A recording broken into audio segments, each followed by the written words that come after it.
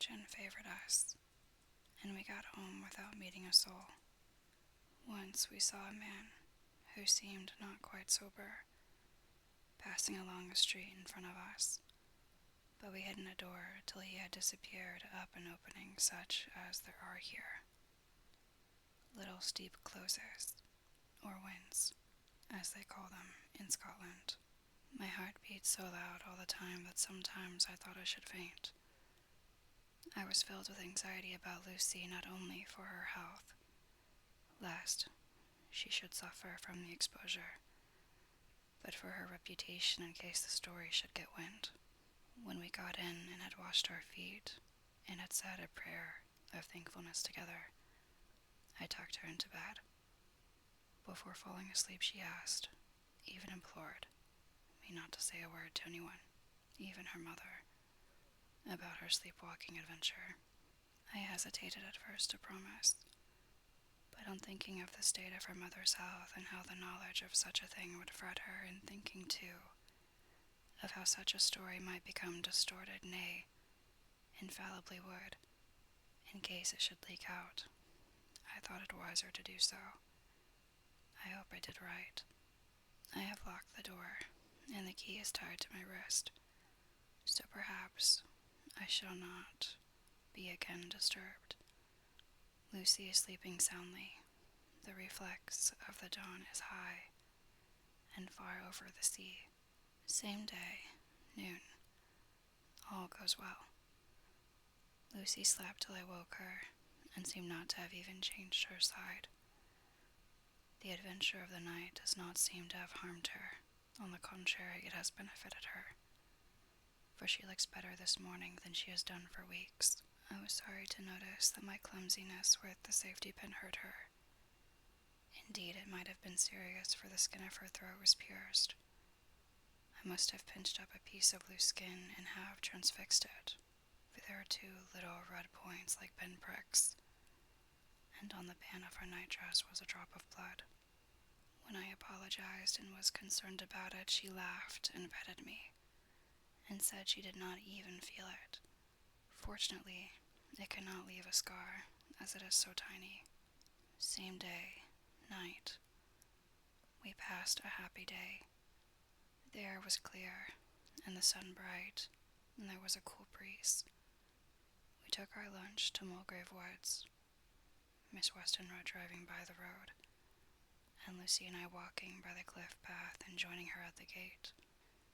I felt a little sad myself, for I could not but feel how absolutely happy it would have been had Jonathan been with me.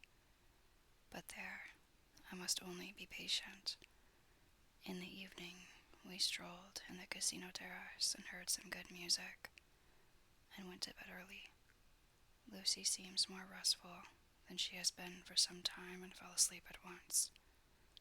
I shall lock the door and secure the key the same as before, though I do not expect any trouble tonight. August 12th. My expectations were wrong, for twice during the night I was wakened by Lucy trying to get out.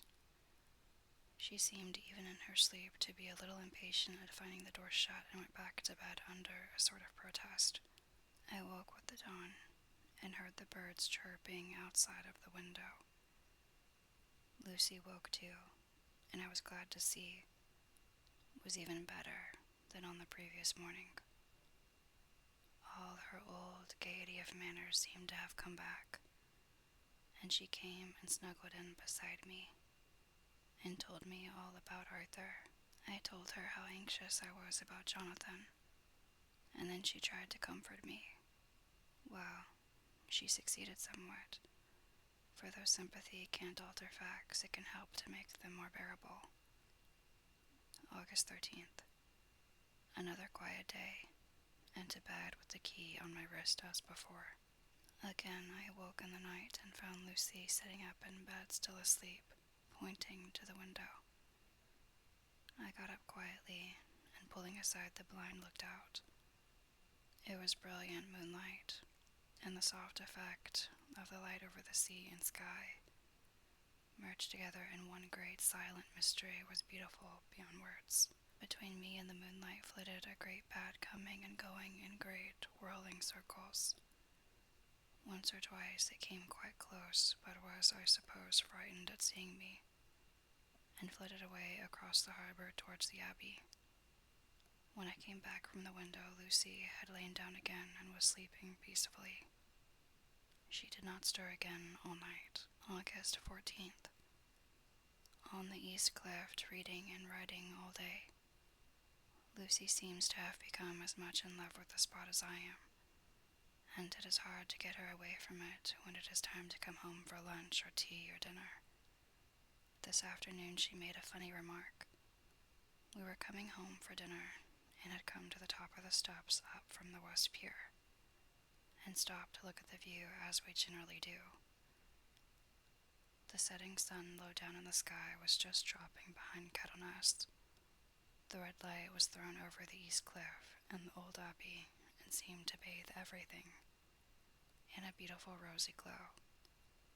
We were silent for a while, and suddenly Lucy murmured, as if to herself, "His red eyes again.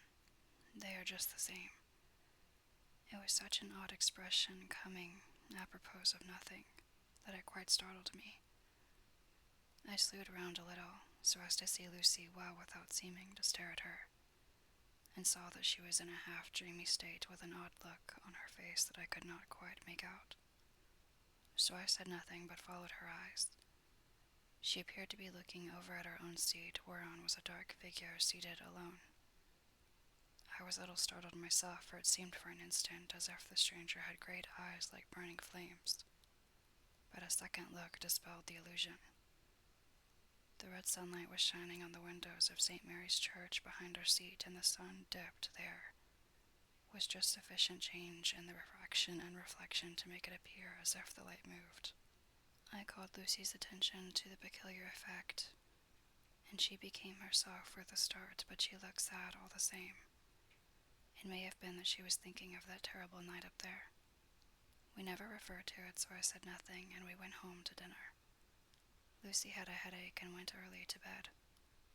I saw her asleep and went out for a little stroll myself. I walked along the cliffs to the westward and was full of sweet sadness, for I was thinking of Jonathan.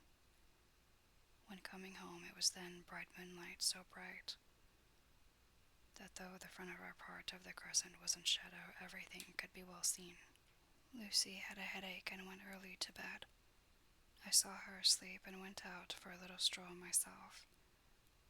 I walked along the cliffs to the westward, and was full of sweet sadness, for I was thinking of Jonathan. I walked along the cliffs to the westward, and was full of sweet sadness, for I was thinking of Jonathan. When coming home, it was then bright moonlight, so bright that though the front of our part of the crescent was in shadow, everything could be well seen. I threw a glance up at our window, and saw Lucy's head leaning out. I thought that perhaps she was looking out for me, so I opened my handkerchief and waved it. She did not notice or make any movement whatever. Just then, the moonlight crept round an angle of the building, and the light fell on the window. There, distinctly, was Lucy, with her head lying up against the side of the window-sill and her eyes shut. She was fast asleep, and by her, seated on the windowsill, was something that looked like a good-sized bird. I was afraid she might get a chill, so I ran upstairs. But as I came into the room, she was moving back to her bed, fast asleep and breathing heavily. She was holding her hand to her throat, as though to protect it from cold. I did not wake her, but tucked her up warmly. I have taken care that the door is locked and the window securely fastened. She looks so sweet as she sleeps, but she is paler than is her wont, and there is a drawn, haggard look under her eyes which I do not like. I fear she is fretting about something. I wish I could find out what it is. August 15th. Rose later than usual. Lucy was languid and tired and slept on after we had been called. We had a happy surprise at breakfast. Arthur's father is better and wants the marriage to come off soon.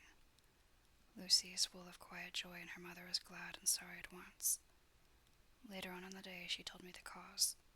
She is grieved to lose Lucy as her very own, but she is rejoiced that she is soon to have someone to protect her. Poor dear sweet lady. She confided to me that she has got her death warrant. She has not told Lucy, and made me promise secrecy. Her doctor told her that within a few months at most she must die, for her heart is weakening. At any time, even now, a sudden shock would be almost sure to kill her. We were wise to keep it from her, the affair of the dreadful night of Lucy sleepwalking. August 17th. No diary for 2 whole days. I have not had the heart to write. Some sort of shadowy pall seems to be coming over our happiness. No news from Jonathan, and Lucy seems to be growing weaker, whilst her mother's hours are numbering to a close. I do not understand Lucy's fading away, as she is doing. She eats well and sleeps well, and enjoys the fresh air. But all the time the roses in her cheeks are fading, and she gets weaker, and more languid day by day. At night I hear her gasping as if for air. I keep the key of our door always fastened to my wrist at night, but she gets up and walks about the room and sits at the open window. Last night I found her leaning out when I woke up, and when I tried to wake her I could not. She was in a faint. When I managed to restore her, she was as weak as water, and cried silently between long, painful struggles for breath. When I asked her how she came to be at the window, she shook her head and turned away. I trust her feeling ill may not be from that unlucky prick of the safety pin. I looked at her throat just now as she lay asleep, and the tiny wounds seem not to have healed. They are still open, and, if anything, larger than before, and the edges of them are faintly white. They are like little white dots with red centers. Unless they heal within a day or two, I shall insist on the doctor seeing about them.